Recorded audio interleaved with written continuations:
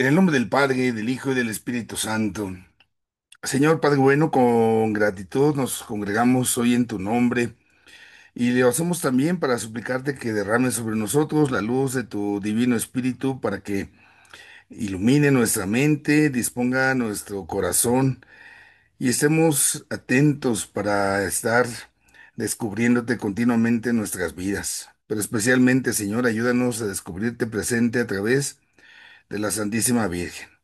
Que ella, la madre de tu Hijo, pero también madre nuestra, movida por el Espíritu Santo, siga también siendo nuestro ejemplo para llegar hasta ti, Padre bueno.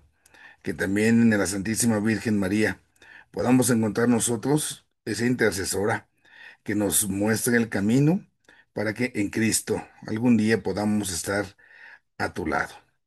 Te lo pedimos a ti, Padre bueno, a ti que vives y reinas por los siglos de los siglos. Amén. En el nombre del Padre, y del Hijo, y del Espíritu Santo. Amén. Muy bien, pues vamos a retomar nuestro tema del día de hoy. Vimos la semana pasada la parte que nos faltaba de la maternidad de la Santísima Virgen María, la Virgen como madre, y empezamos a ver la entradita de la Santísima Virgen, pero justamente en el misterio de la virginidad. No sé si haya alguna pregunta, alguna duda antes de que arranquemos con lo que vimos la semana pasada, sino para empezar con nuestro tema del día de hoy. Muy bien, creo que estamos a mano ahí entonces. Sí. Vamos a compartir pantalla. Vamos a hacer recordatorio, un breve recordatorio de lo que empezamos justamente la semana pasada en esto de la virginidad de la Santísima Virgen María, para que de ahí entonces arranquemos el día de hoy lo que vamos a ver. Estamos en el tema tercero y ya la semana pasada nos quedamos contemplando esta realidad. Decíamos cómo la maternidad de la Santísima Virgen es algo único, es algo irrepetible y justamente lo es en razón de nuestro Señor Jesucristo, ¿no? Porque también esta realidad no se encuentra con absolutamente nadie. Y de ahí entonces se desprende que dado que es la madre del Hijo de Dios, esta virginidad, entonces era conveniente, era necesaria, porque era la madre del Hijo de Dios. Y se ha afirmado más o menos desde el siglo cuarto, hace unos 1600 años, esa virginidad antes, durante y después del parto. O sea, María siempre virgen y una virginidad que toca toda la persona. Es decir, no solamente nos referimos al cuerpo, sino también al alma. Ya veíamos justamente, si lo vemos desde el aspecto corporal, pues solamente estaríamos hablando de que no hay una intimidad sexual. Pero decíamos que es más, pero mucho más amplia esta realidad. Y poníamos el ejemplo para que entendiéramos un poquito más esto de la virginidad, como en el ambiente comercial la virginidad es algo que se valora muchísimo, ¿no? Está ese ejemplo del aceite de oliva. Queremos el mejor, entonces que sea extra virgen. Habla de esa pureza total, natural al 100%, lo que es totalmente orgánico, es decir, que no hay nada que contamine, no hay nada que es ajeno a la naturaleza, en este caso, de ese aceite. Pues así lo que es extra virgen, lo que es virginal, es muy valioso en razón de esta pureza que tiene. Esta pureza es entonces también el modelo original en el que fuimos creados a imagen y semejanza de Dios. Todos venimos justamente del mismo origen. Pero, pero, esta condición de hijo de Dios que habla de esa virginalidad de nosotros por causa del pecado, pues también justamente se perdió.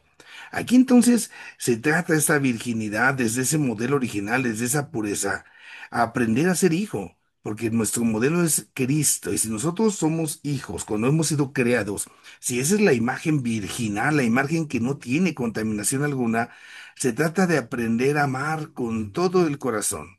Se trata de una entrega total, absoluta de la persona.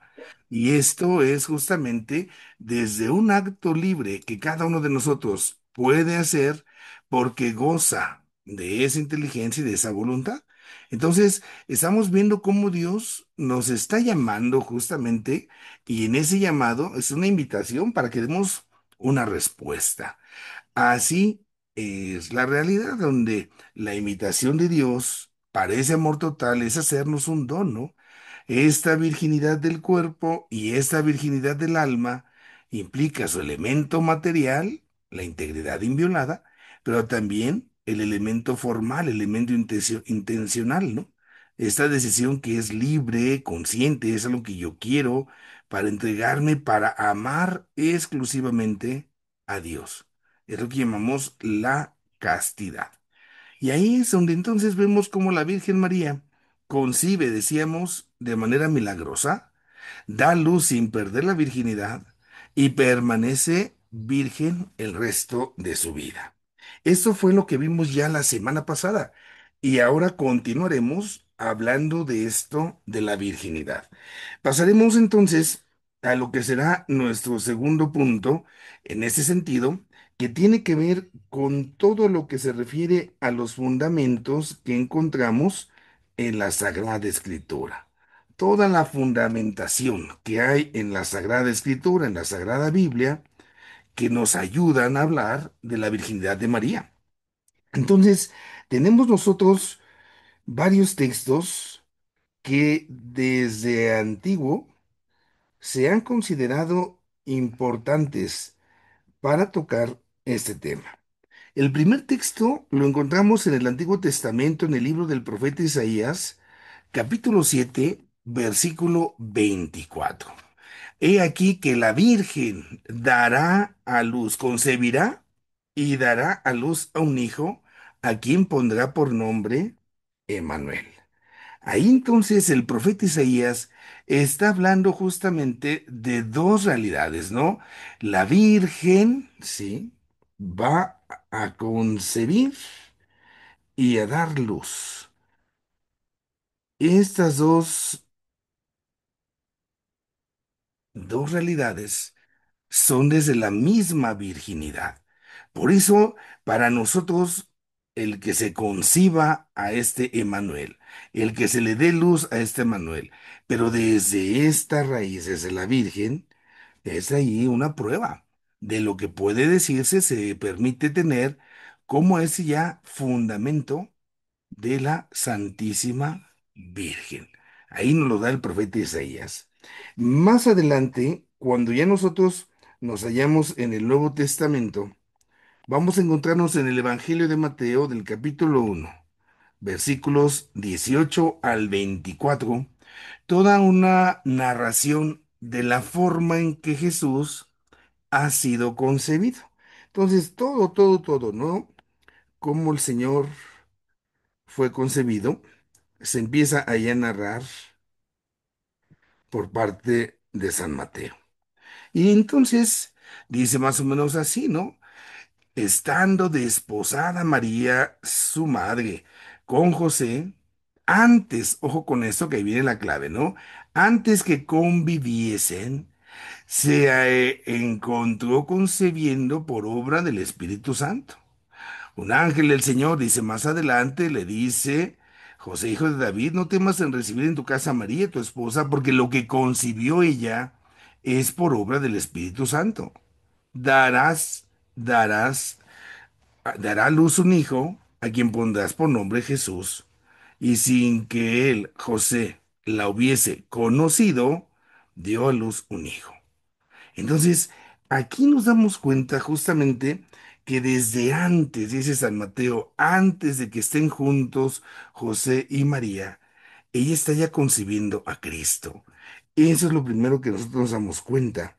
Está hablándose de una concepción virginal, que es justamente milagrosa. Es milagrosa porque es la acción del Espíritu Santo, es quien está actuando, ¿no?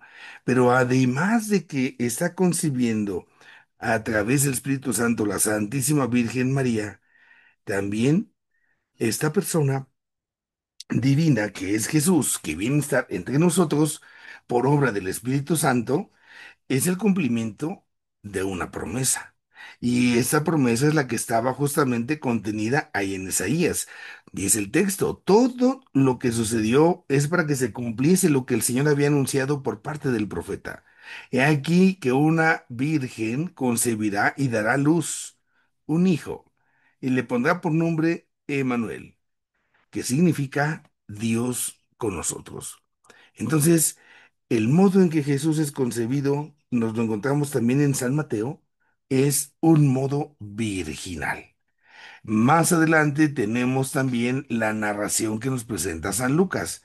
San Lucas en el capítulo 1, versículo 34, también nos está narrando este momento tan importante, ¿no? Cuando llega el ángel Gabriel y le pregunta a María todo este diálogo que tienen entre ellos dos, pero María sí acepta, pero tiene una pregunta.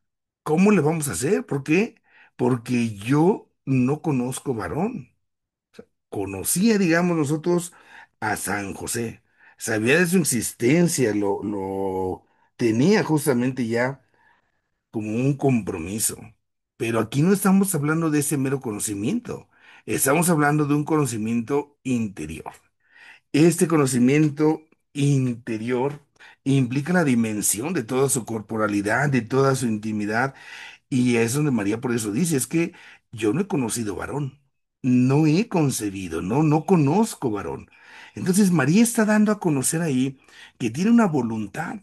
Hasta ese momento de su vida, aun cuando ya está desposada con José, ya está expresando justamente su voluntad, y esta voluntad es entonces disponerse para ser la madre del Hijo de Dios, pero sin varón.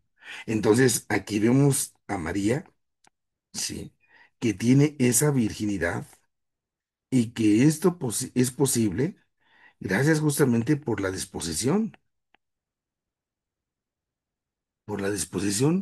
que ella misma tenía, esa voluntad que ella tenía. No es algo que Dios le imponga. A lo mejor en algún momento determinado nosotros podemos caer en eso, pero tenemos que saber ahí, estar atentos para, pues, no caer en situaciones donde dudemos, ¿no?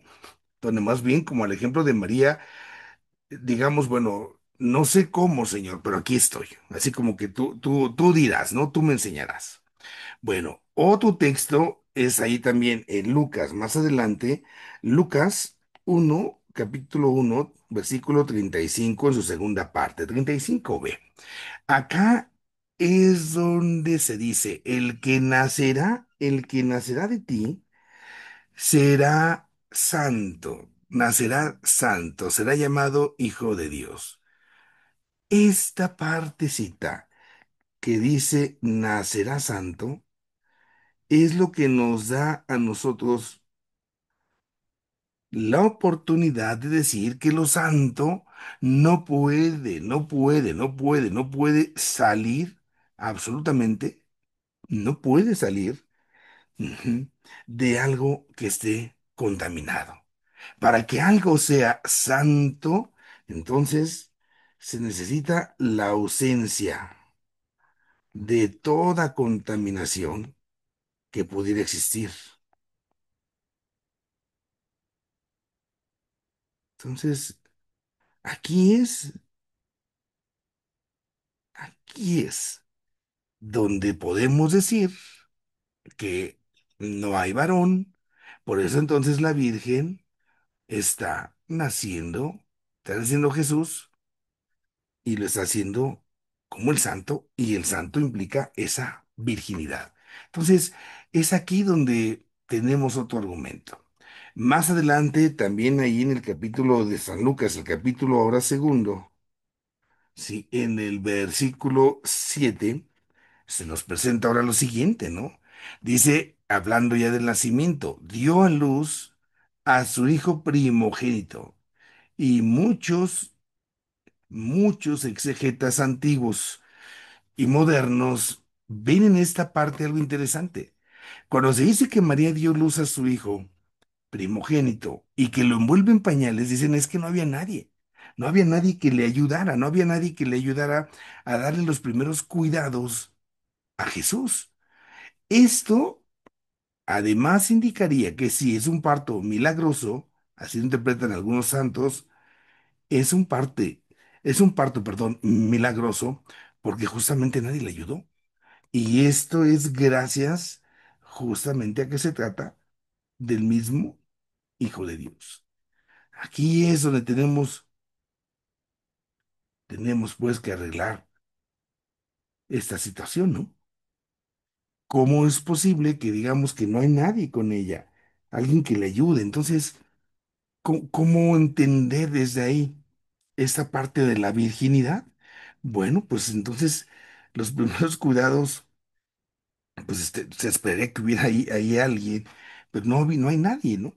Es lo que deja entrever San Lucas, y esto se refiere a esa virginidad, no hay nadie que lo conozca, no hay nadie que lo toque.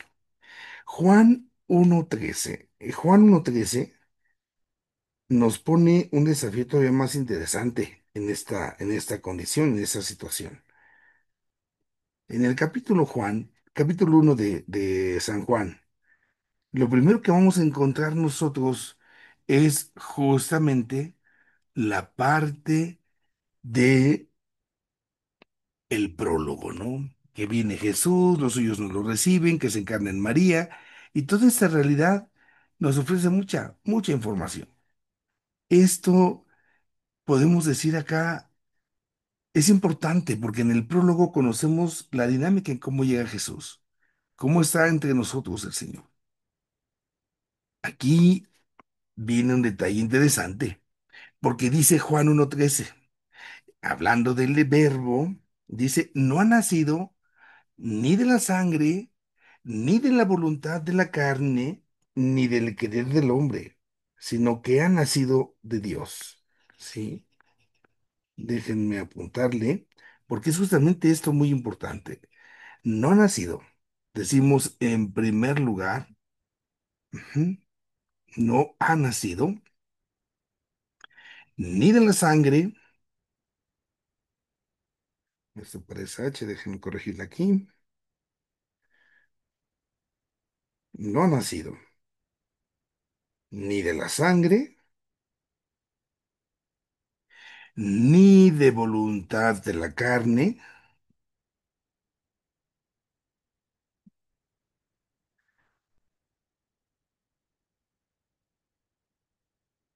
y tampoco ha nacido del querer del hombre.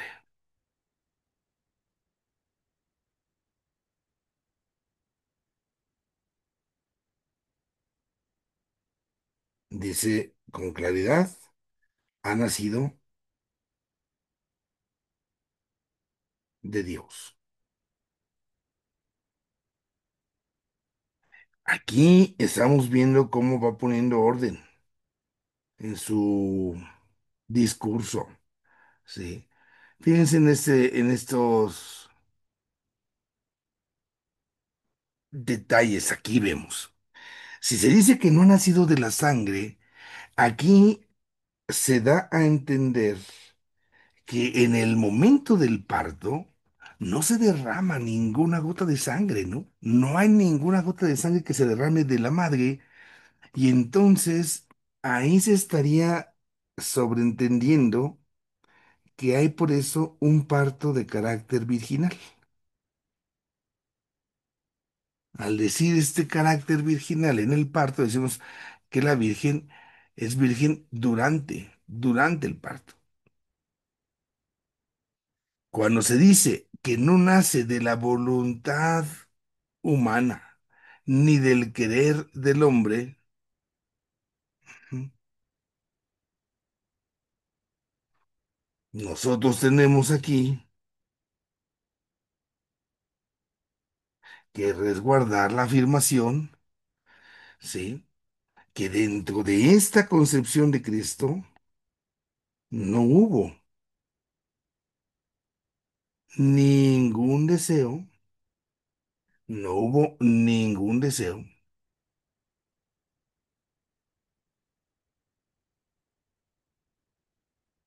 carnal, digamos, ningún deseo instinto, ningún deseo sexual.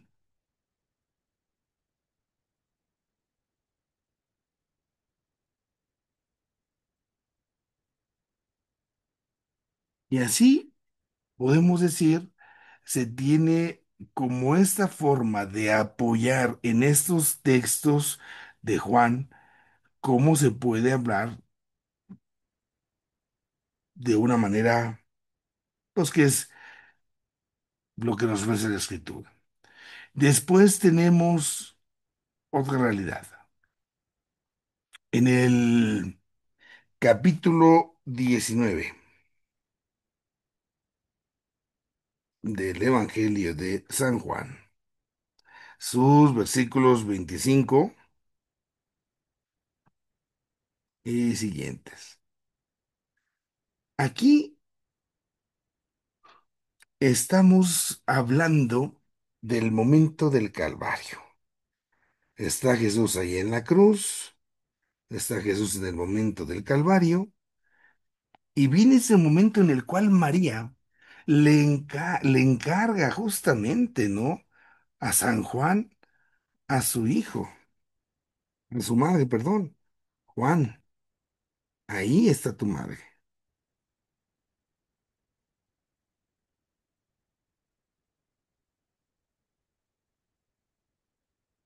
María, ahí está tu hijo.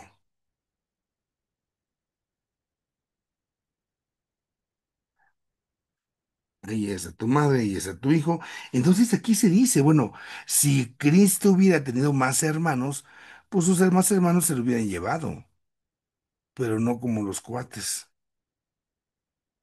porque ya se complicó la cosa. Yo tengo que preferir esta interpretación, que no hay más hijos, porque si los hubiera habido, esos hijos se hubieran hecho cargo de María. Bueno, estas son las citas bíblicas que podemos decir son las que se toman como base para hablar de la virginidad de María.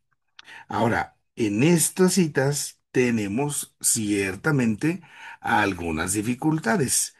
No todo así como que, ay, pues ya quedó así bien bonito y bien clarito, ¿no? Ahí hay algunas dificultades que vamos ahora a mencionar para ver cómo justamente se les va dando esta respuesta. Entonces, vamos a esta parte donde veremos algunas dificultades exegéticas.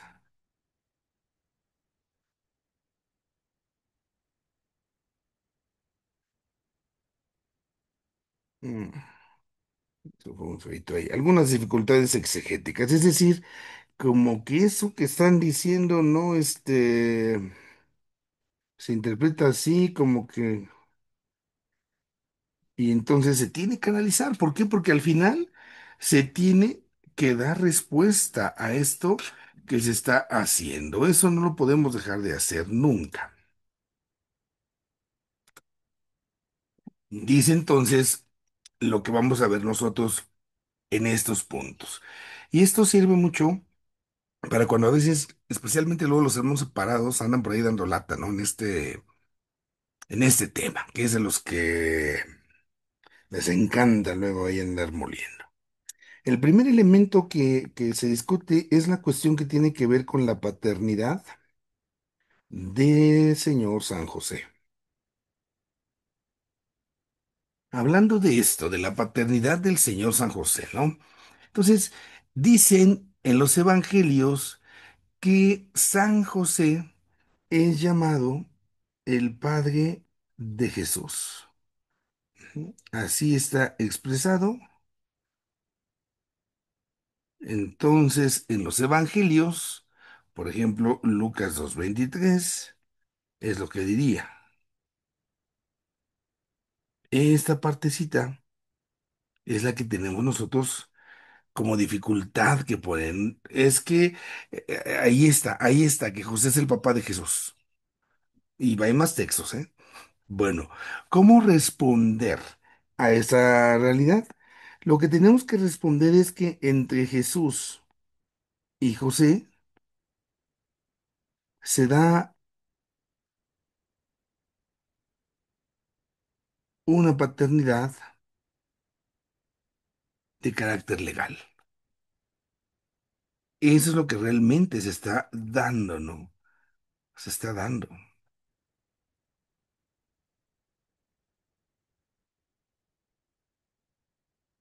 Ahí se podrá decir es que aquí dice, sí, aquí dice, pero también vamos a ver lo que dice Lucas 3:23.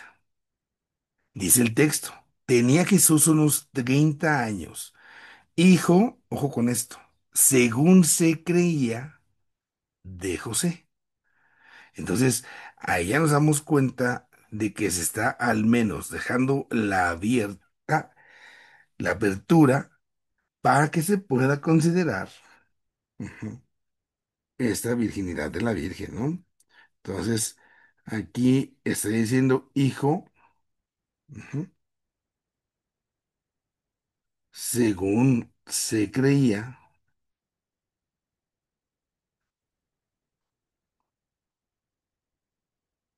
ujú, de José.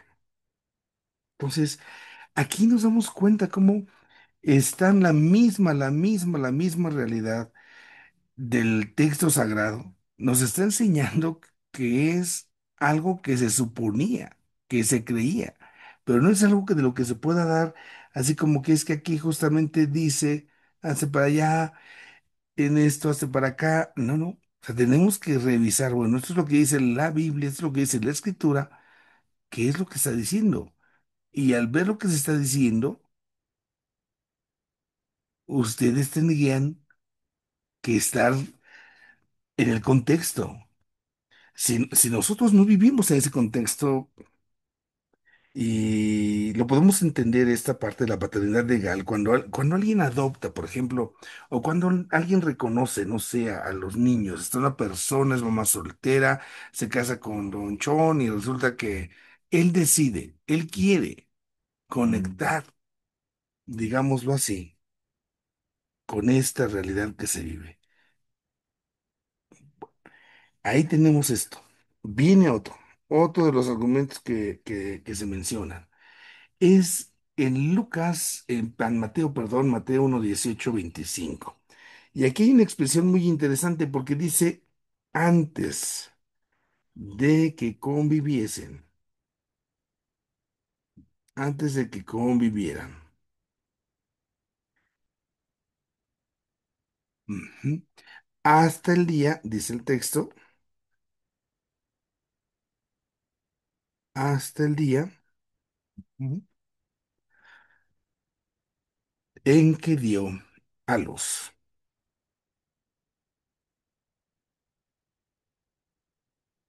Entonces, aquí nosotros vamos a encontrarnos con este texto, Mateo, ¿sí? Capítulo 1, 18, versículo también 25. Tenemos dos palabras que son las que nos van a llamar la atención, el convivir y el dar a luz.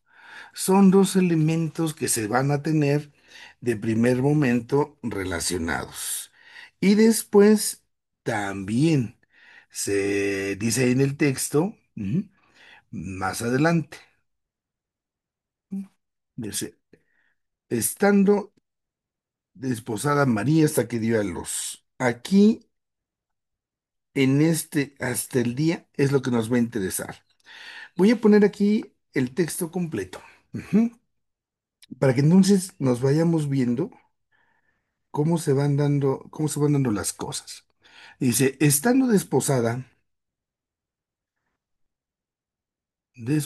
María, su madre,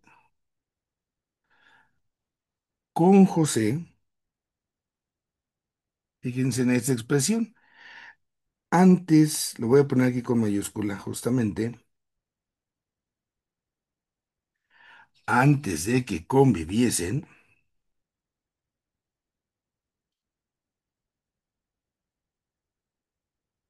se halló, está hablando aquí de María, se halló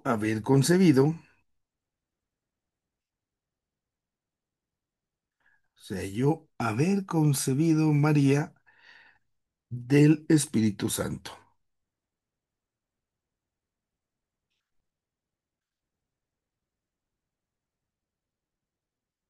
Más adelante nos dice, ujú, José no la conoció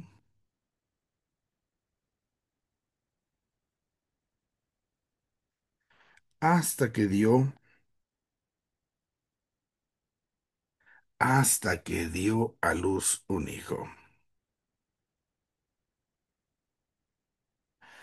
Entonces, vamos con los términos, ¿sí? Antes de que conviviesen, la Virgen ya ha concebido. Ahí es donde nosotros tenemos justamente la primera afirmación que nos está dando la ocasión, la oportunidad de hablar de cómo la Virgen María está teniendo ya a su hijo antes de que estén juntos, ¿no? Antes de convivir, antes de vivir con. Por eso estaríamos ahí teniendo el elemento de que concibe sin, sin la participación del varón, sin haber convivido. Entonces, aquí ujú, ya tenemos la virginidad en esta afirmación. Lo voy a poner aquí abajito, ¿sí? Entonces, María, nosotros decimos, está siendo mostrada como virgen antes. Ujú. Y aquí también pudiésemos decir durante. Ujú. Antes del parto y durante el parto. Ahí ya estamos abriendo esa posibilidad. Pero viene también la otra afirmación. Y del otro lado, entonces, dice que no la conoce, ujú, hasta que, hasta que dio a luz un hijo, ¿no? Esta parte del verbo conocer, ujú, en algunos momentos, en algunos momentos se quiere interpretar con una connotación sexual. Y esto, pues, nosotros lo tenemos justamente, ujú, Y se me juntaron las dos. en algún momento lo tenemos así referido en la misma escritura, ¿no? Ahí en el libro del Génesis, cuando se dice que Adán conoció a su mujer, que Adán conoció a Eva. Bueno, en este caso, el conocer a la Virgen no se aplica bajo ese mismo sentido en razón de los términos. Aquí nosotros estaríamos hablando que este conocer va a ser justamente al momento en el que van a estar ya juntos, ¿no? Ya van a estar ahí justamente en esta realidad de estar viviendo como una pareja. Ujú. Y el que diga hasta que, no significa que a partir de eso entonces ya ahora sí ya va a tener esa oportunidad de tener intimidad con la Virgen. No, estamos hablando aquí de que tenemos no una realidad que después de ahí va a empezar a funcionar, ¿no? Entonces no la conozco, o sea, no tuve nada con ella hasta este momento, pero no significa que a partir de ahora, ahora sí ya, ¿no? Ahí el juego de palabras interesantes en ese hasta que, si estamos hablando de que este conocer habla esa relación de pareja, aunque en este caso no es así como de Adán y de Eva que se dice que se van a conocer, bueno, aquí, aunque tuviera el sentido el conocerse en esa intimidad, al final y al final y al cabo, aquí se está usando, podemos decir nosotros, con un sentido, que podemos decir da el punto de algo final, pero que no implica que después de eso tenga que, sí, continuar algo, ¿no?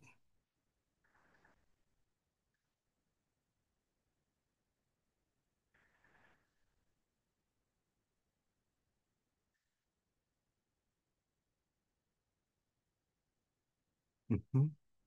Entonces, aquí es una realidad. Voy a poner el ejemplo. Vamos a comer, ahí ya lo estoy diciendo yo, vamos a comer, vamos a hacer esto hasta que llegues.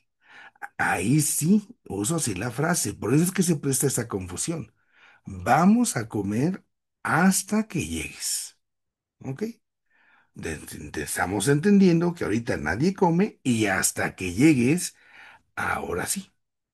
Pero en este caso, no estamos poniendo ese condicional de algo que va a suceder hasta que se cumpla esta condición.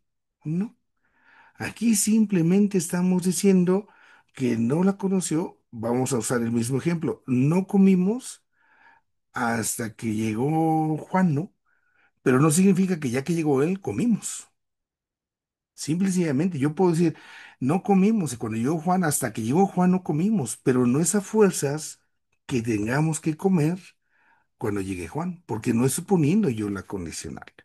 Ahí es donde tenemos justamente este texto con esa dificultad, que es lo donde unos interpretan que por eso es ahí donde dicen, no, ya aquí ya María ya estuvo con José. Otro texto que nos implica en la parte de la interpretación algunas dificultades para algunos es cuando llaman a Jesús que es el hijo primogénito.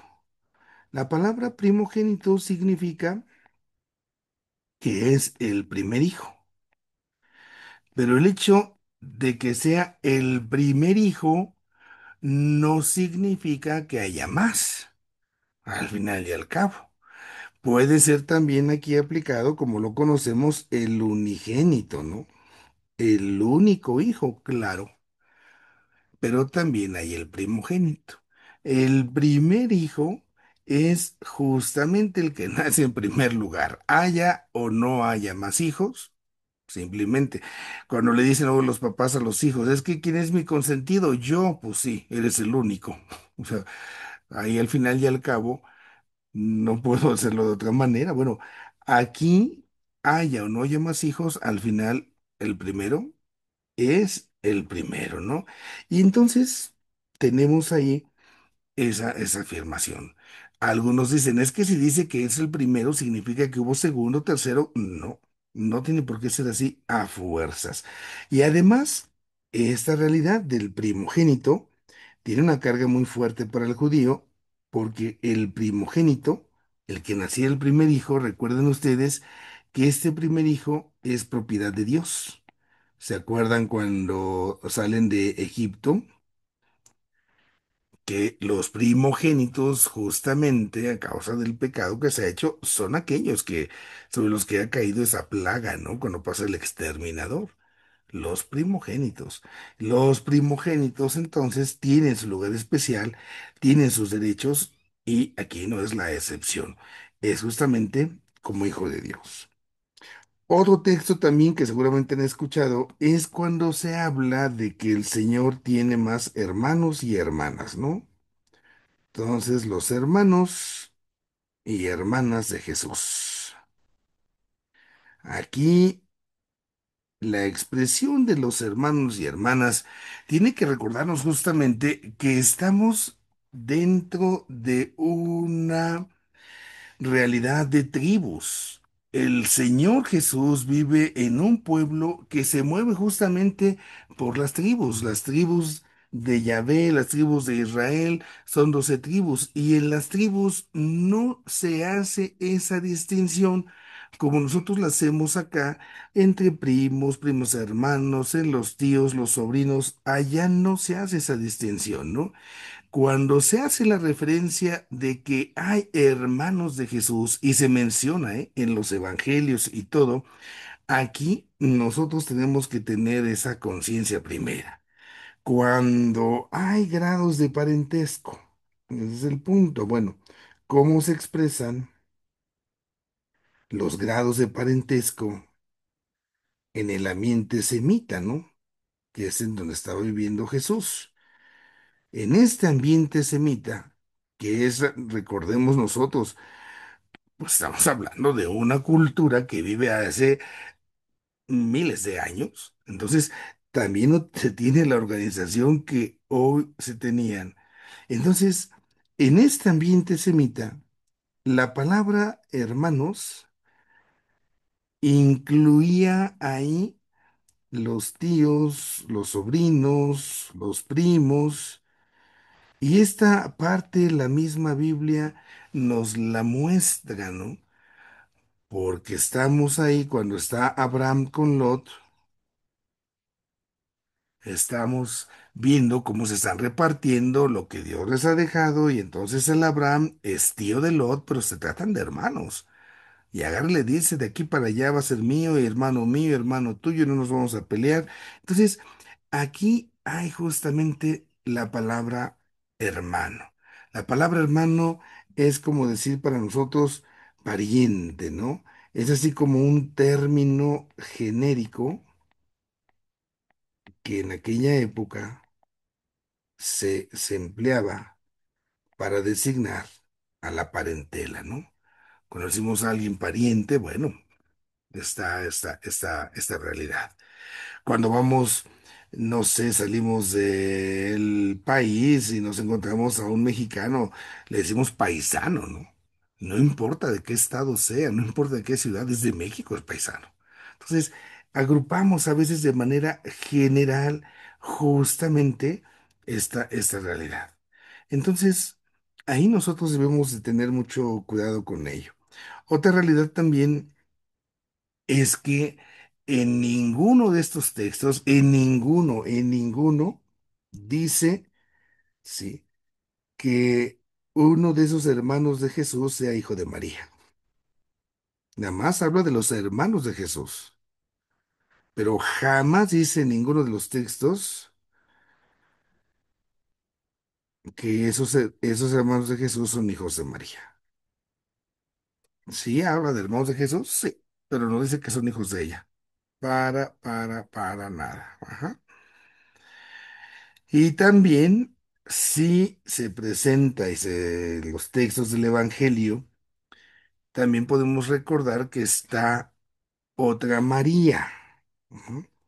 Y ahí se puede hacer esa referencia cuando se presenta, ¿no? Ahí la Santísima Virgen María en los últimos capítulos de los Evangelios, cuando está al pie de la cruz, se habla ahí también de la otra María. Y esa otra María, bueno, pues también al final y al cabo se dice es la mamá justamente de Santiago y de José, de unos de los que estaban ahí, pero no de Jesús.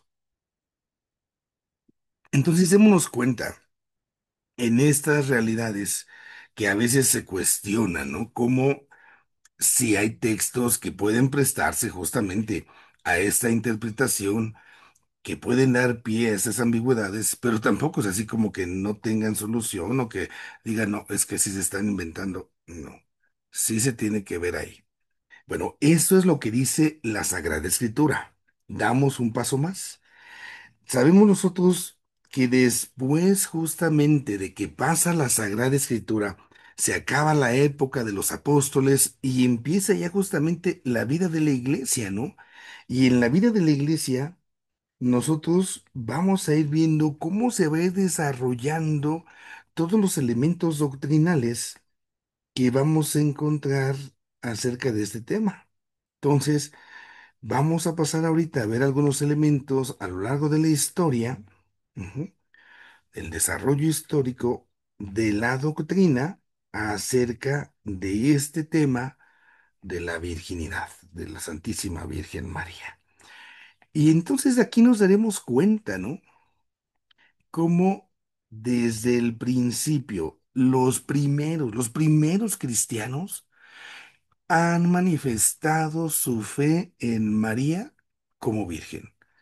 Entonces, es algo que también desde este punto de vista se apoya, nos sirve a nosotros como un apoyo, algo muy valioso, porque no solamente entonces ya es lo que dice la escritura, y que alguien a lo mejor hoy pudiera decir es que está interpretando malas cosas, es que así no, que no sé qué. Bueno, pero los primerititos cristianos, los que conocieron a los mismos apóstoles, quizás algunos a la Santísima Virgen incluso, ¿no?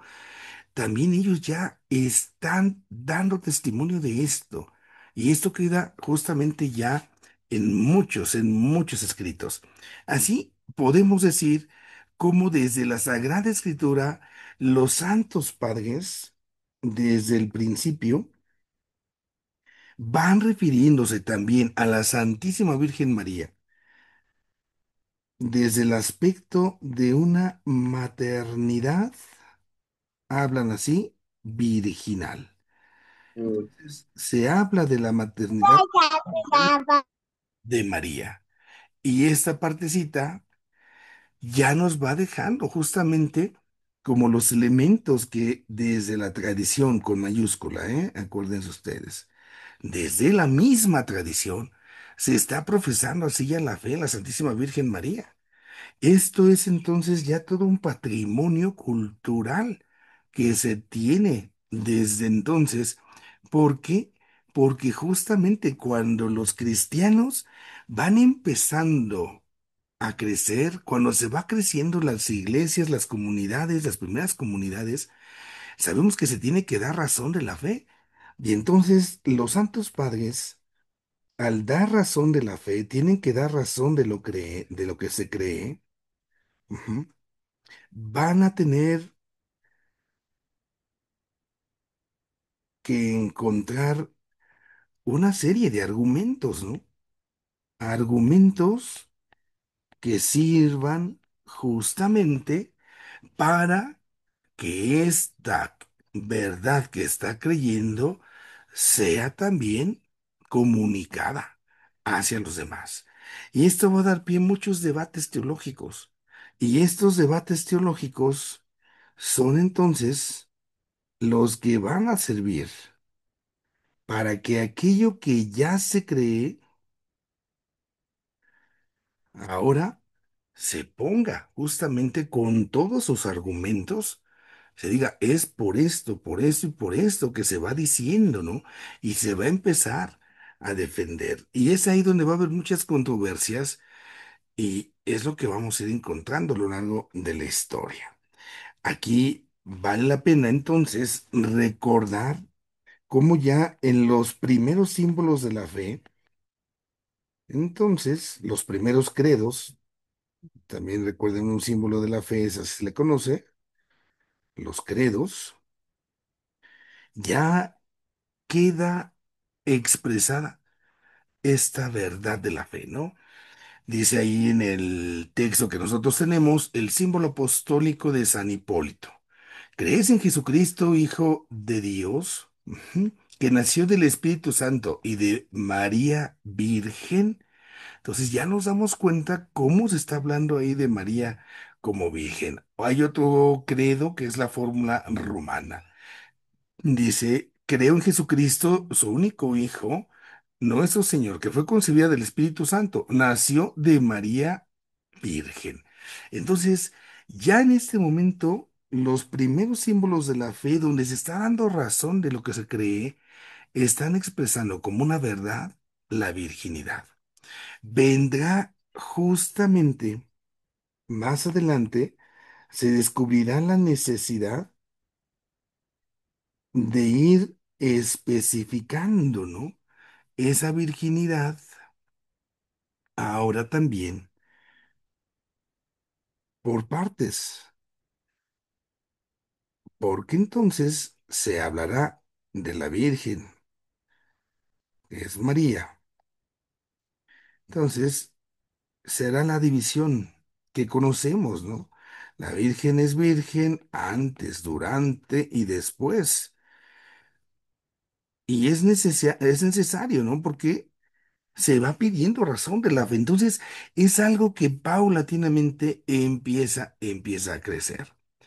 Más adelante, con esas realidades que van siendo necesarias expresar, está también un símbolo, símbolo de San Epifanio.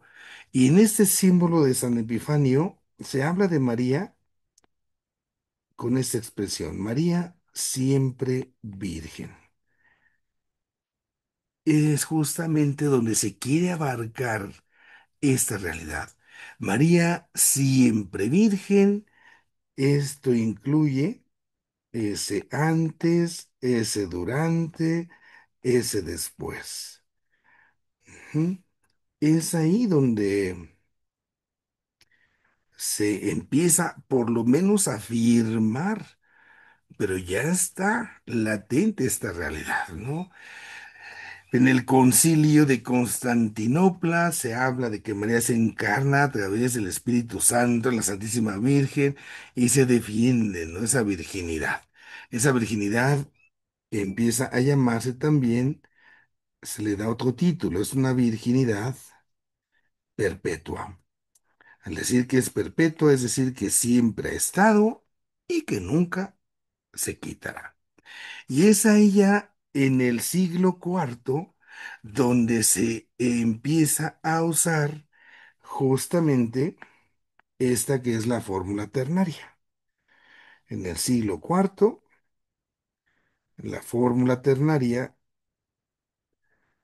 es esta, ¿no? María Virgen, antes, durante y después del parto.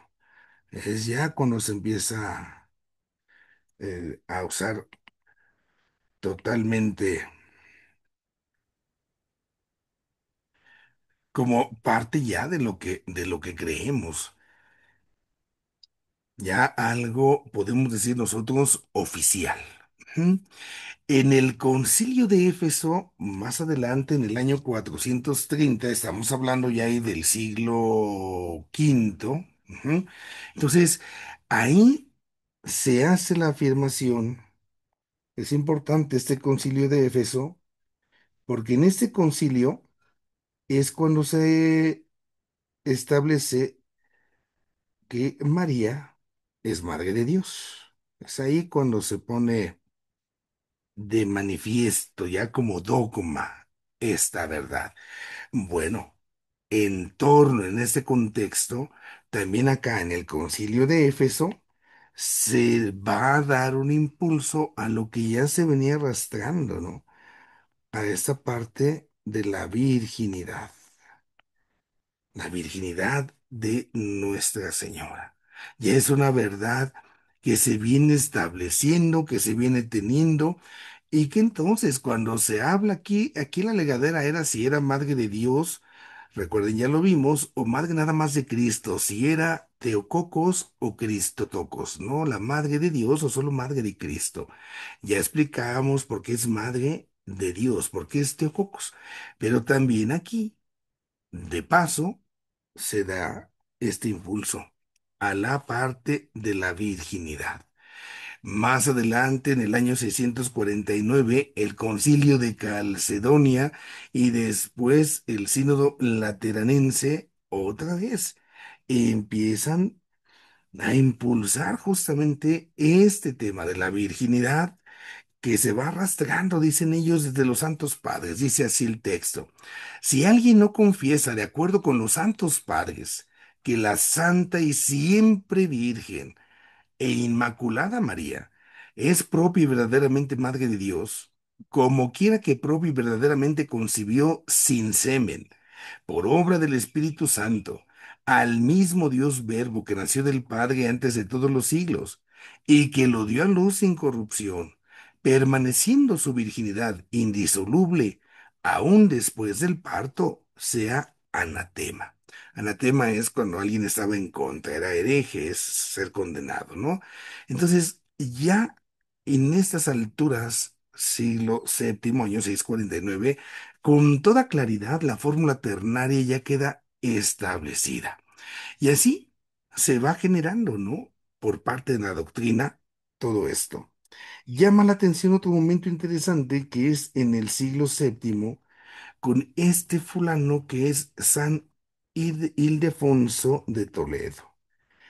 La realidad de San Ildefonso de Toledo, por lo que llama la atención, es que ya no solamente queda patente en los escritos, ¿no? Sino que además ya empieza justamente a fortalecerse como parte de la devoción a la Santísima Virgen María. Se tenía esta devoción de la virginidad, de María, y entonces, para que esta virginidad fuera justamente defendida, este hombre es el que ya tal cual escribe una obra, la primera obra, el primer tratado, ya en forma, acerca de este tema, ¿no? Ya es así donde San Ildefonso va a poner ya en un texto todos los argumentos de esta virginidad. Habla justamente de las perfecciones marianas, pero dentro de todas estas perfecciones de María que él menciona, él le da mucha importancia, ensalza, podemos decirlo así, sí, la parte de la virginidad. Entonces lo hace con esa intención de que es algo que ya se vive, es algo que ya se cree, ya se practica en la fe, ya se tiene esa devoción. Y por eso le mueve a él justamente esta realidad. Y así entonces los concilios que siguen van a ir argumentando y van a ir defendiendo esta verdad, ¿no? Es María siempre virgen. Si nos damos cuenta aquí cuando se presenta la Virgen de Guadalupe, ¿no? La siempre Virgen. Esta expresión es tan profundo decir que es la siempre Virgen María. Que bueno, ahí es esta realidad.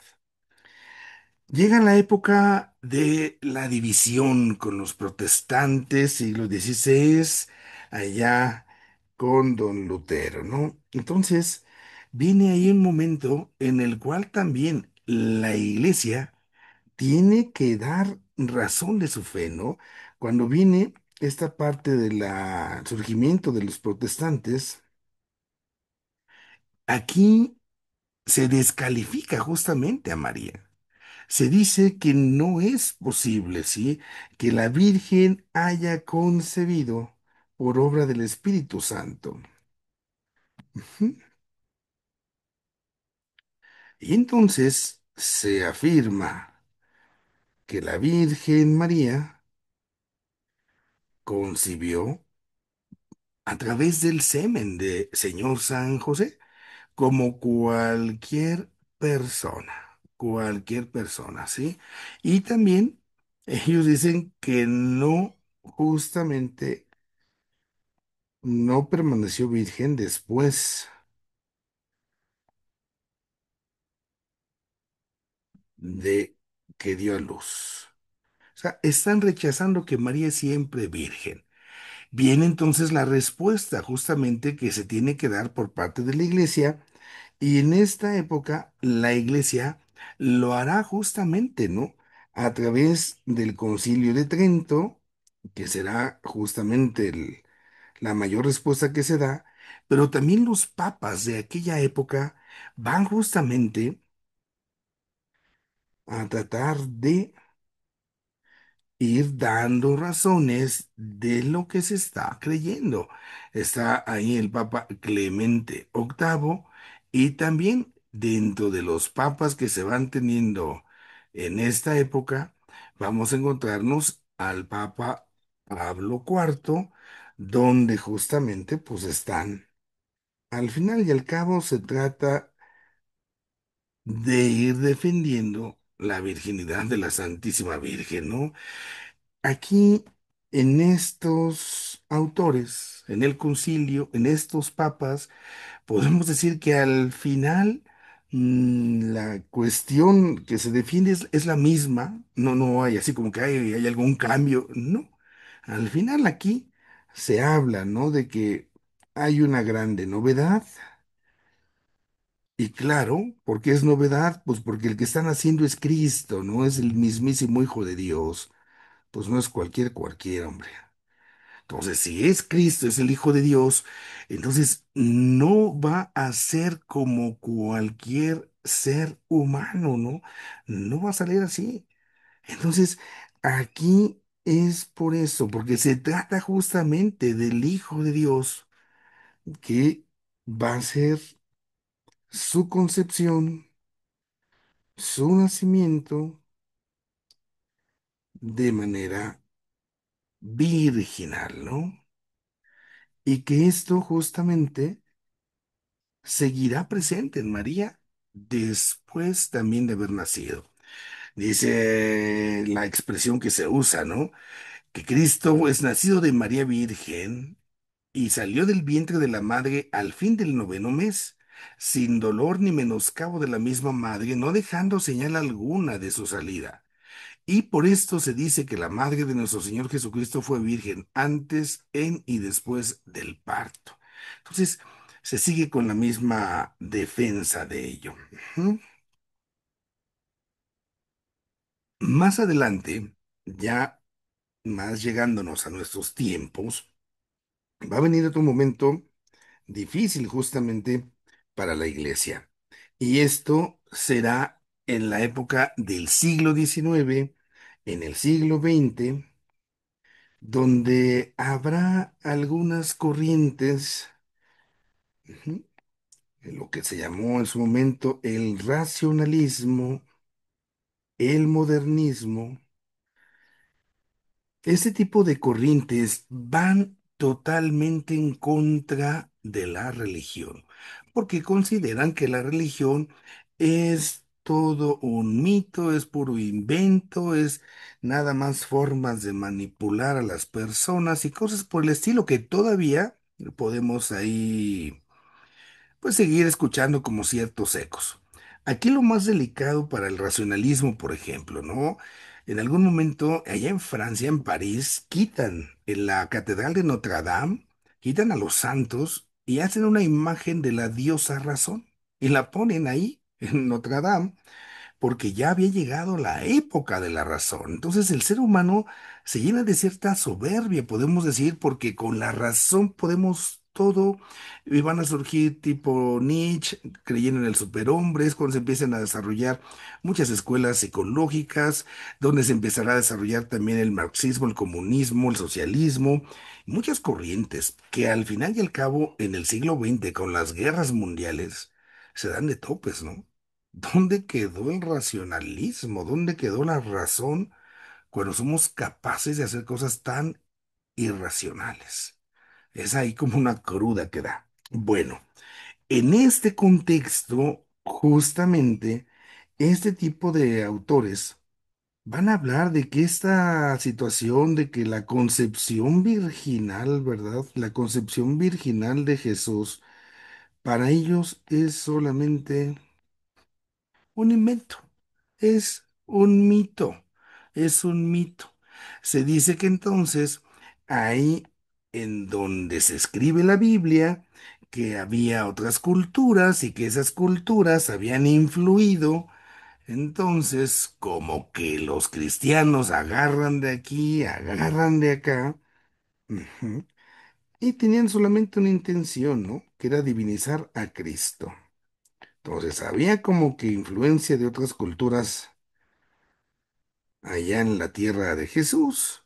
Y entonces lo que hicieron los primeros cristianos tenían así como que esta intención que era divinizar a Jesús, o sea que Jesús no era Dios, ¿va? Era como cualquiera, cualquier hijo de vecina, pero pues tenemos que ponerle algo así para que se vea más atractiva la cosa, ¿no? Que entonces fuera así algo que tuviera más rating, diríamos ahora nosotros, ¿no? Y por eso dicen estos, se tiene que poner a Jesús que nació de una manera espectacular, pero pues obviamente esto no es así. Si bien es cierto, ojo, para cuando alguien les quiera decir esto, En otras culturas sí hablamos, sí, de mitos paganos. Fíjense acá lo que se dice. En estos mitos, lo que se habla es de que los dioses, ¿sí?, se juntan a las mujeres humanas. Entonces los dioses bajan al mundo y ya se consiguieron a su chonita y pum, ¿no? Ya tienen ahí a sus hijos y que estos hijos pues van a ser así como una especie, pues ya no de dioses porque ya no son hijos de diosas, ¿no? Sino como una especie de semidioses, ¿no? Algo así es lo que podemos ver justamente en los mitos. ¿Mm? La cuestión para nosotros que es totalmente diferente es que en el caso del Señor Jesús, nosotros justamente creemos que se trata de una concepción virginal. No es que Dios vino y le dijo a la Virgen, vente, vamos a echarnos un rapidito, vamos acá No, para nada. O sea, la concepción de María es virginal y es por obra del Espíritu Santo. Y el Espíritu es esto, espíritu. No hay un contacto corporal, no hay un contacto carnal. No es que los dioses bajaron. Es aquí donde es justamente la novedad de cuando nosotros hablamos de las cosas del nacimiento, ¿no? Del Señor. Esto es exclusivo, esto no se da en ninguna otra cultura, no es otro, así como que, ay, lo sacaron de acá, lo copiaron de por aquí, lo copiaron de por acá, jamás, jamás. Acá en los mitos paganos podemos decir nosotros, hay una especie de unión sexual. Ujú. Acá en la iglesia no, para nada, para nada. Y esto justamente tenemos nosotros que custodiarlo, ¿no? Porque si no, nosotros tendríamos ahí ya alguna especie de contaminación, porque dirían, no, es que se están pirateando de acá. Luego por ahí hay otras opiniones de este tipo de gentes que, bueno, está bien, así como que, sí, algunos aceptan la concepción virginal, así como que ahí no hay bronca, ¿no? Pero ya eso de que nació y que después siguió siendo virgen, ya no, dicen ellos, ¿no? Después de esto, tuvo que haber un parto normal, como cualquier persona, porque pues al fin y al cabo la virgen es como cualquier persona, ¿no?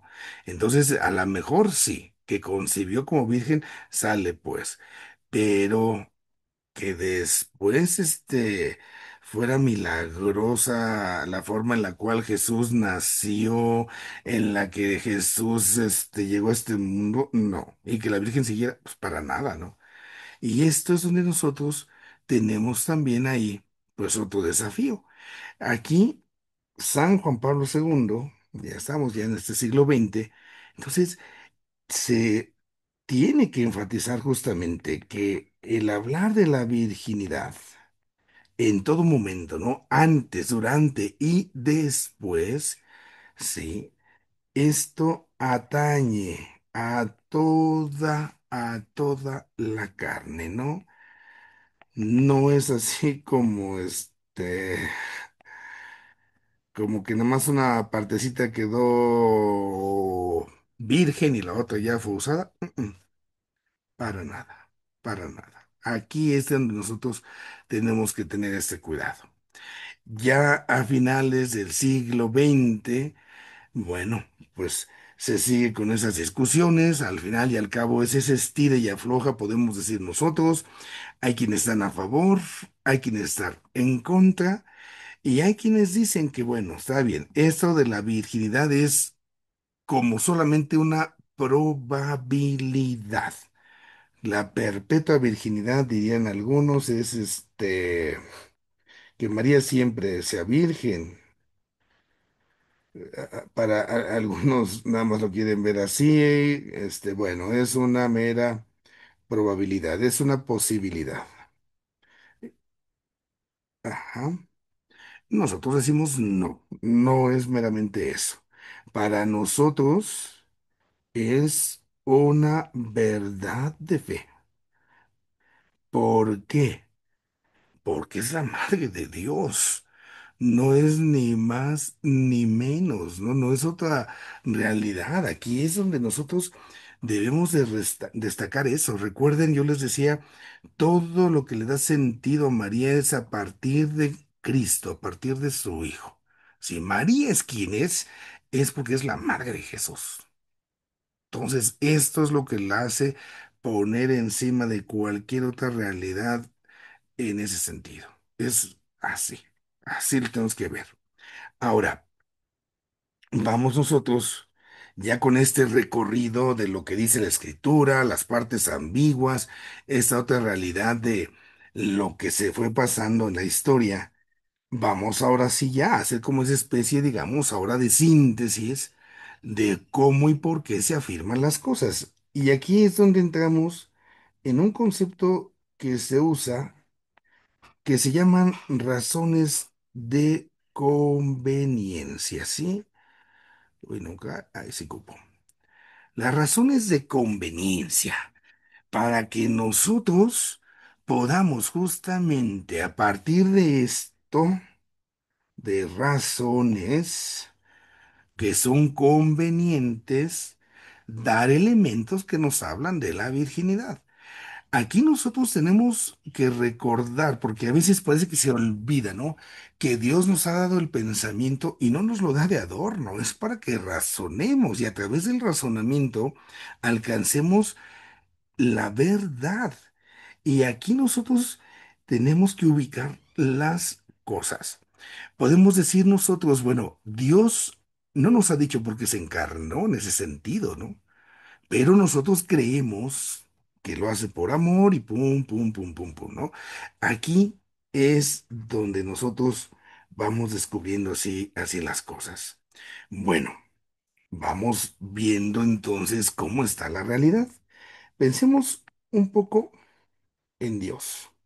Está Dios Padre, Dios Hijo y Dios Espíritu Santo, ¿no? En la Santísima Trinidad hay un anhelo, hay un deseo. El deseo que tiene Dios es lo que llamamos la voluntad salvífica. Quiere que todos los hombres se salven.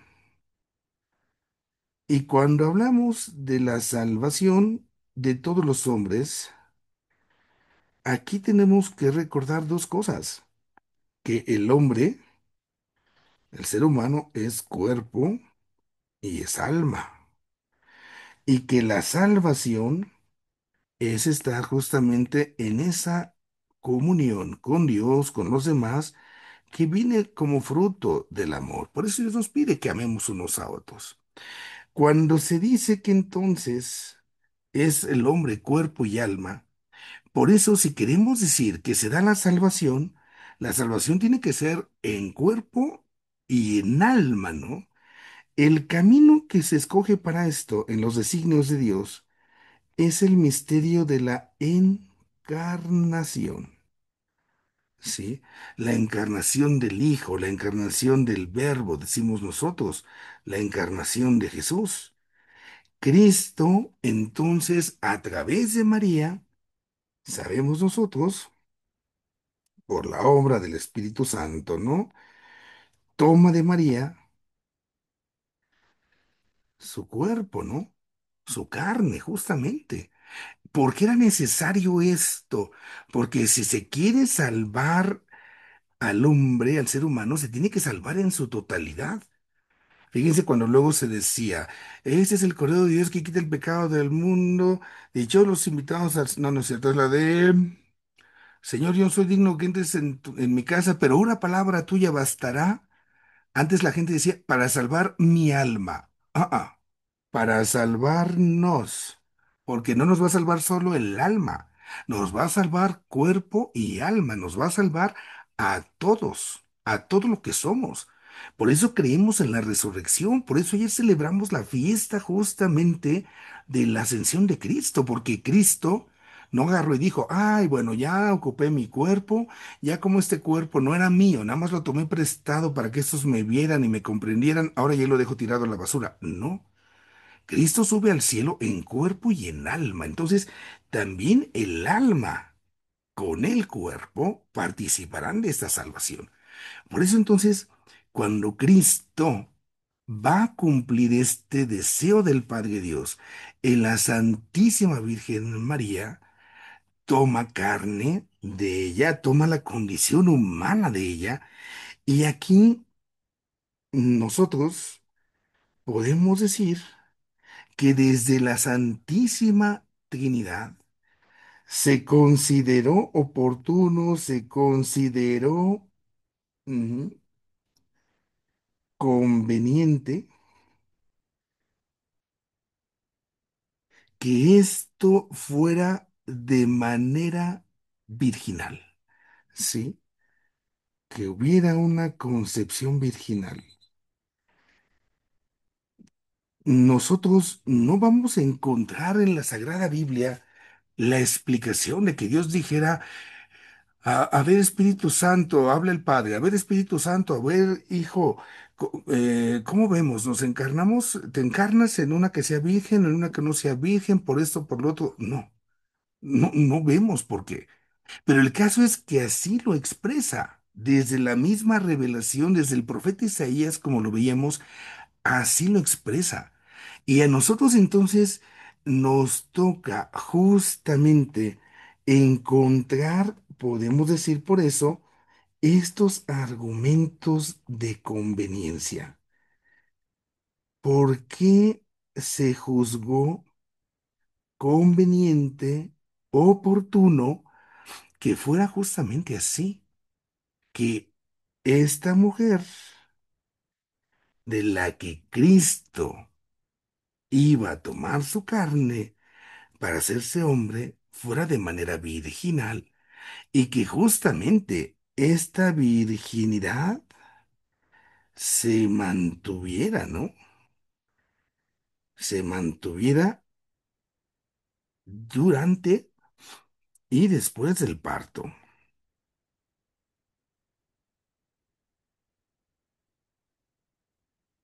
Aquí tenemos entonces el desafío, justamente en el pensamiento, en la cuestión de la teología.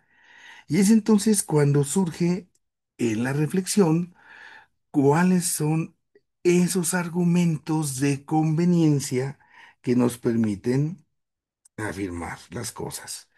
Lo primero que se dice es la gratuidad absoluta. El que la Virgen sea virgen, el que la Virgen sea virgen de esta manera, está aquí, digamos, uy, está excluyendo, ¿no? Se excluye toda participación humana del varón, ¿no? Se excluye toda acción humana.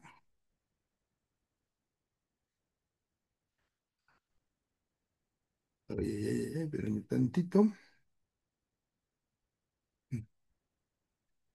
Mm, mm, mm. Se excluye toda acción humana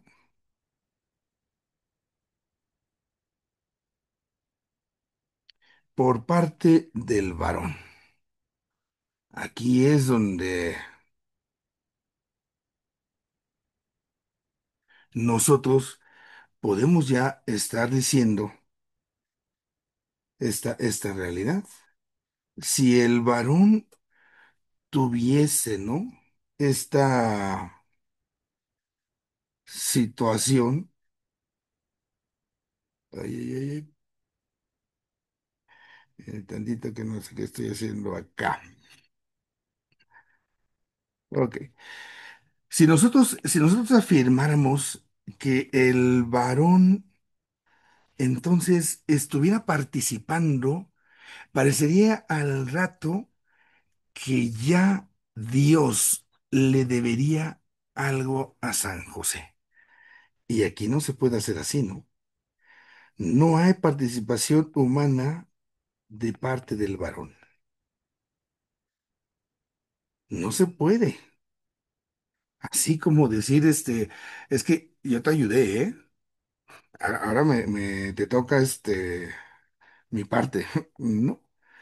Es, podemos decir, iniciativa exclusiva de Dios. Esta parte de la salvación. Ujú. Y esta justamente es la parte que tenemos fundamentalísima ahí. Entonces, esto nos deja con esta conclusión, ¿no?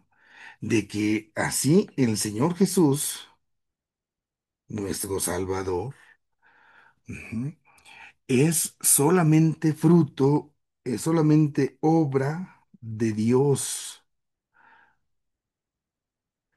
y no de los hombres.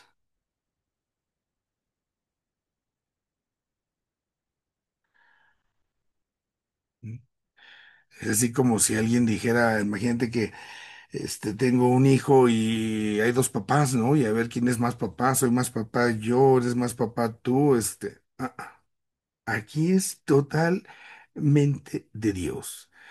Esta realidad también se dice de la gratuidad absoluta, nos permite justamente hablar que la forma en la que se da esta concepción de Cristo, dado que se da de una manera virginal, también ya hace alguna referencia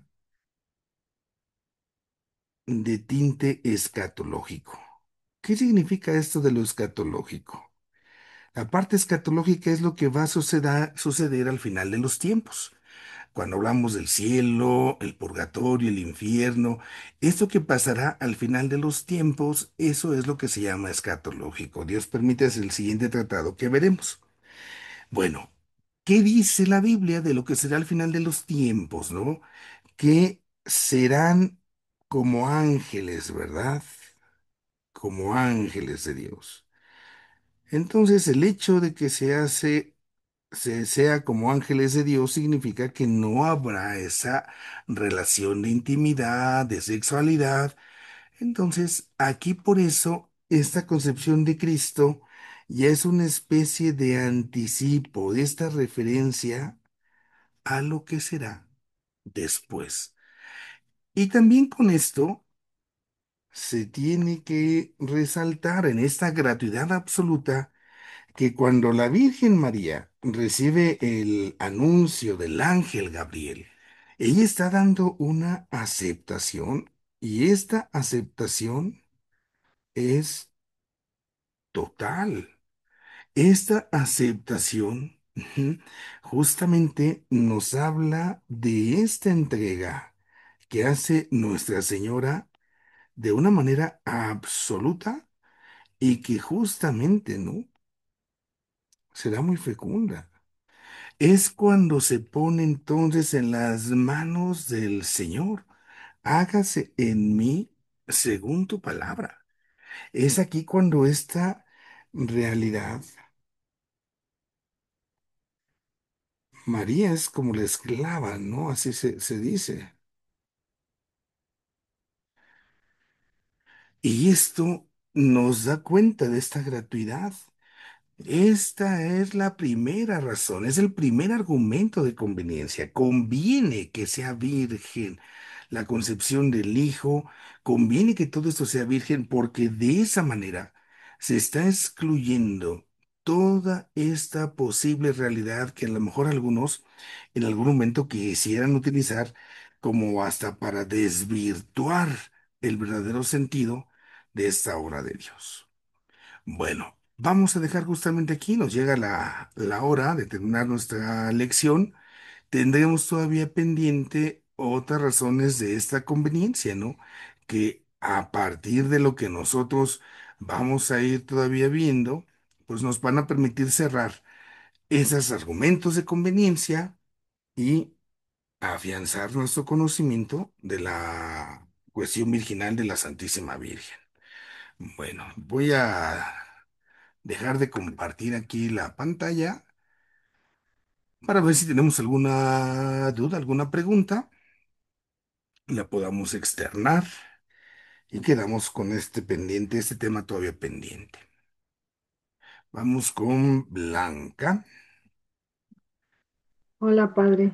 Oiga, aquí casi a lo último, es que tengo en este pedazo de tema, híjole, estoy confundidísima, pero aquí sobre todo donde nos dijo que Jesús es solamente obra de Dios, se refiere solo, y no del hombre, se refiere solo al hombre masculino, porque entonces ¿dónde quedaría María, Sí, no? sí, sí. Ahí estamos haciendo la referencia en el caso del hombre como varón. Porque del otro lado, al final, por eso poníamos la expresión también de María, justamente es la que se pone en la disponibilidad absoluta del Señor. Y aquí está tu esclava, hágase lo que tú quieras. Entonces, ahí está María en esa realidad. Pero del lado del varón, no habría que de alguna manera el varón pudiera exigir, ¿no? Es que yo también te ayudé, ¿eh? Es que una parte es mía, para nada. Si nos referimos ahí al varón en ese sentido, porque estamos hablando de esa concepción.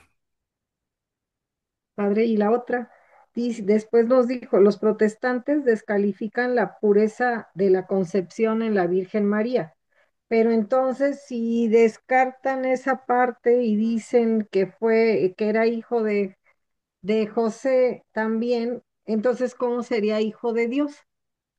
No lo califican a veces como hijo de Dios. Ahí la bronca que tenemos al hablar del protestantismo es qué protestante es el que tenemos delante. Pero si nos damos cuenta, en muchísimos protestantes no hay conciencia de que Cristo, bueno, a Cristo vamos a decir, lo ven como hijo de Dios, pero no como ese hijo, digamos, natural, sino como cualquier hijo de vecina, como nosotros, que fue adoptado por Dios, ¿no? Pero no el hijo, ¿sí? Lo ven como una especie de superhombre, lo ven como una especie de un superprofeta, alguien que se destacó por todos los demás, pero no es Dios. Se le niega esa condición divina ahí a Jesús. La expresión quizás más notable de inmediato la puedo yo expresar en Testigos de Jehová. Así tienen al alcance ahí algún elemento, algún texto de la expresión, o a ver, permítame, vamos a compartir porque esto sí es interesante. En los Testigos de Jehová, cuando se habla del prólogo de San Juan, en la traducción de lo que ponen ellos, ¿sí? Está una frasecita muy simple que hace un cambio tremendamente fuerte con una frasecita muy simple. Déjenme poner acá la... Ok. Bueno, les voy a compartir en la pantalla los dos textos, el católico y la parte de lo que tenemos de testigos de Jehová, ¿sí? Voy a ir acá con esta partecita de testigos de Jehová. Ah, ok. Dice, dice, empieza ahí a leer, déjame ver si lo puedo hacer un poquito más grande. Ok. Um, ok.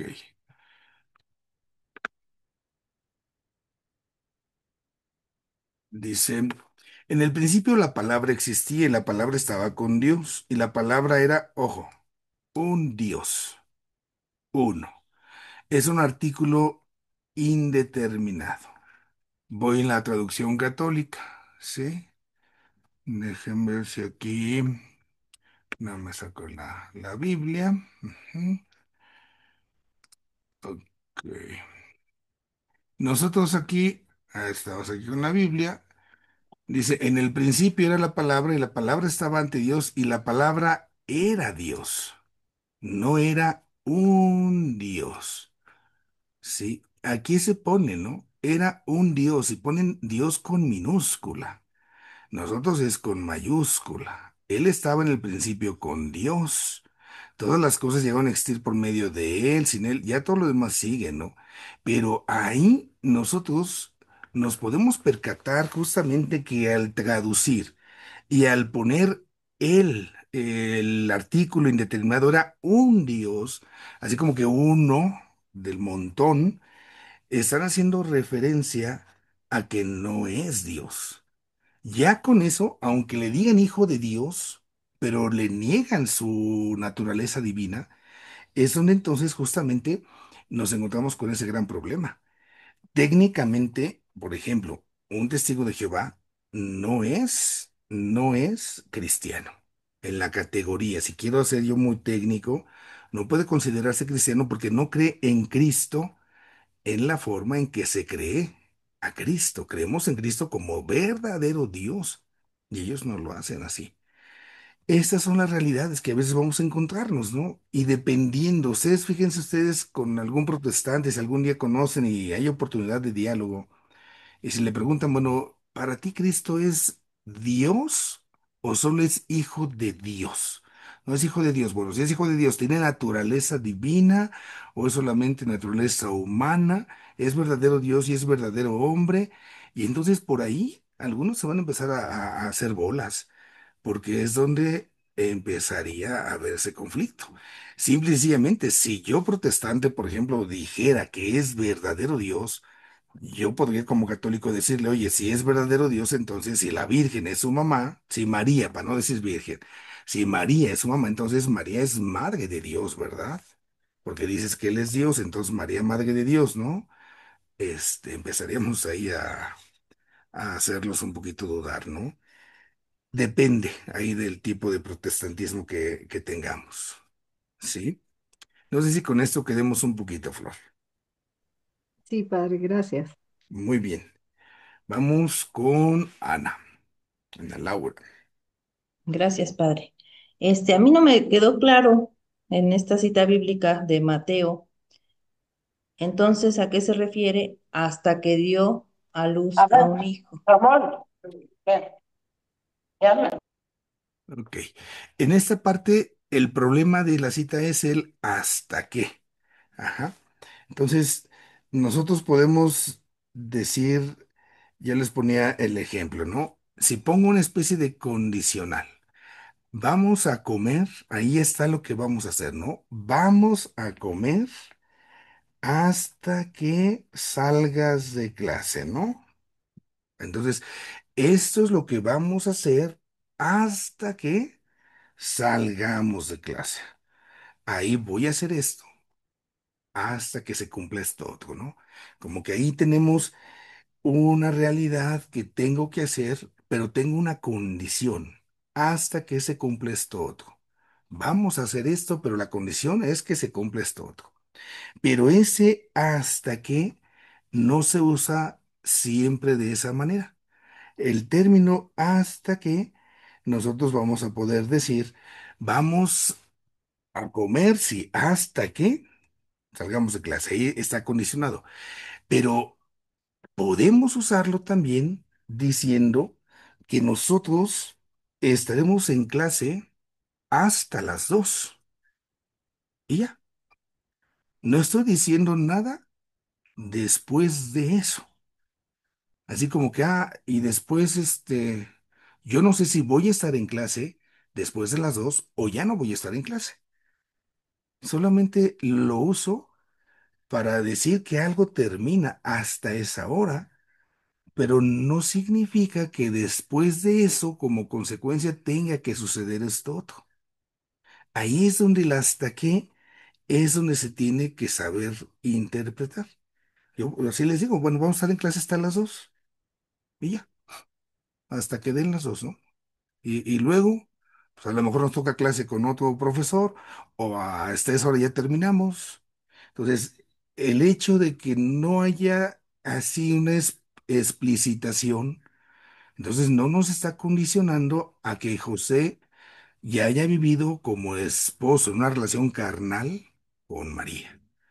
Es ahí donde ya, o sea, ya la conoció hasta que, sí, ya vivieron juntos, ya convivieron juntos, sí, pero no hay así como que dijera, vamos a tener relaciones hasta que salga el hijo, ¿eh? Ya hasta que dé esa luz. Ya después de eso, ahora sí vamos a darle. Si hubiera dicho sí, vamos a comer, vamos a tener relaciones hasta que tengas al hijo. Entonces ya se puede decir con justa razón si ya María no fue virgen después de. Pero aquí nada más el hasta que nos da una referencia, pero no que nos implique que va a pasar otra cosa. Ujú. Muy bien, Ana. Gracias, padre. Ok, vamos con María Isabel. Buenas tardes, padre. Hola. Em, Padre, en la fundamentación de la Sagrada Escritura, hizo mención de dos citas de San Lucas y San Juan que hablan de un parto milagroso o un parto virginal por el hecho de que no hubo sangre. También se hace mención en los mitos de que el parto de María fue en un parto normal. Entonces ahí me genera un poquito de duda porque, bueno, la semana pasada le compartía que alguna vez escuché a un padre que decía que en el momento del parto, San José le había ayudado a María a dar a luz. Entonces, pues yo me imaginaba que había tenido un parto normal y bueno, hoy nos dijo que fue un parto virginal, un parto milagroso. Entonces, no Esta- sé. Ok, estas partes de lo que comentábamos, recuerden ustedes, es la manera en cómo se va profundizando el misterio. No es algo que podamos realmente al final comprobar, ¿no?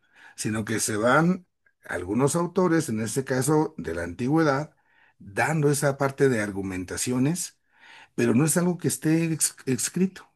No, no podemos saber que si estuvo o no estuvo San José, ni a favor ni en contra, ¿no? Esa parte es justamente solo algo que se está ahí diciendo. Ahí habría que preguntar, por ejemplo, ¿qué sucedería si hubiera estado San José? Por el hecho de que estuviera San José, ¿ya no sería virginal? Y tendríamos que decir, pues que no. No. Al final y al cabo, la presencia del varón en el momento del parto no estaría afectando su virginidad, ¿no? Pero quizás en la concepción de la antigüedad, el que el varón mirara los órganos femeninos, entonces a lo mejor para estos autores pudiese considerarse ya algo así como que pecaminoso, ¿no? Porque ya estaba tocando quizás alguna parte íntima de su esposa y esto ya no estaría permitiendo la virginidad. Pero no pudimos afirmar ni una ni otra cosa. Son justamente las reflexiones que se van haciendo en orden a lo que se va tratando de argumentar para que se afirme este dogma de la virginidad de María, ¿no? La situación que estuvo San José y le ayudó, pues tampoco es algo que podamos afirmar porque no hay ningún escrito que lo diga, ¿no? Son suposiciones. Y cuando digo escrito, me refiero a la Biblia, porque a lo mejor yo puedo escribir algo y yo me imagino que como buen esposo estuvo al lado de su mujer, pues sí, pero tú te lo imaginas, no es parte de la revelación. Ahí es Sí, donde nosotros tenemos que hacer cuidado porque obedecen solamente a los escritos que se tienen, a lo mejor ya de santos o de autores pero que no son revelación. No sé si con esto un sí, poquito quedemos. sí, sí, padre. Muy Gracias. perfectamente. Blanca. Ay, padre. Oiga, y tenía otras que quedaron es que pensé que en la clase de hoy íbamos a verlo todo, Entonces, cuando el ángel le anuncia a María, em, después viene la concepción. En el momento Es que como se explica, como que le dice él, el ángel, la sombra del Espíritu te cubrirá. del Y Altísimo. también leí de que de la corta edad de María, que en en internet vi no me acuerdo si es Catholic Link o Alnet, algo así, padre, que hablan de que María era una adolescente como de 13 o 14 años en ese momento. Entonces, como no hay más datos, eso también tengo la duda, padre. Ujú. En la parte primera cuando hablamos del relato de la anunciación o la encarnación, es, digamos, en el momento en que se va dando todo, ¿no? Si lo queremos poner por partes, pues sí, justamente va esto, va lo otro, va aquello, pero tiene que ser descrito, pues digamos, de manera paulatina, por decirlo de alguna forma, ¿no? De alguna manera. Podemos decir que llega el ángel, está dando el anuncio, cuando María da el consentimiento, cuando da su sí, es cuando sucede justamente esta realidad, ¿no? De la encarnación. Y se está teniendo la intervención de las tres personas divinas. Es la sombra del Altísimo la que cubre, se concibe por obra del Espíritu Santo y llega ahí la persona del Hijo. Entonces, ahí es donde tenemos esa realidad. Acerca de la edad de María, tampoco tenemos ningún dato revelado en ese sentido. Sí se tiene, digamos, un acuerdo en la mayoría de los autores de la juventud de ella. Sí.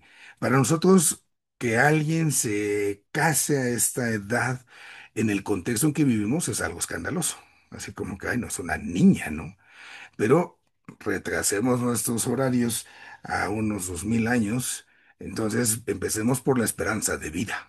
¿Cuánto vivía un ser humano, no? En esa época, ¿cuál era realmente la edad en la que una persona pues se casaba?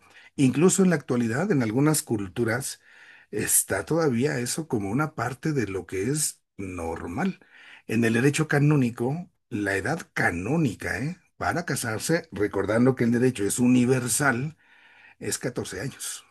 Una mujer a los 14 años tiene ya el derecho canónico de casarse, universalmente.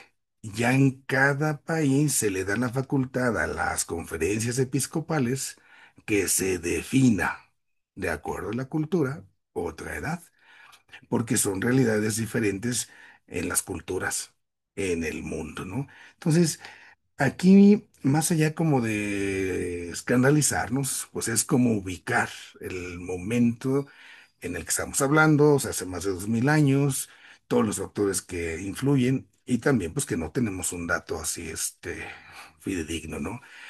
En la actualidad yo incluso me atrevería a decir cuando, diríamos nosotros todavía espantadillos, ¿va? Chamaquitas de la secundaria, ¿no? Que ya, ya salió embarazada la chiquilla, ¿no?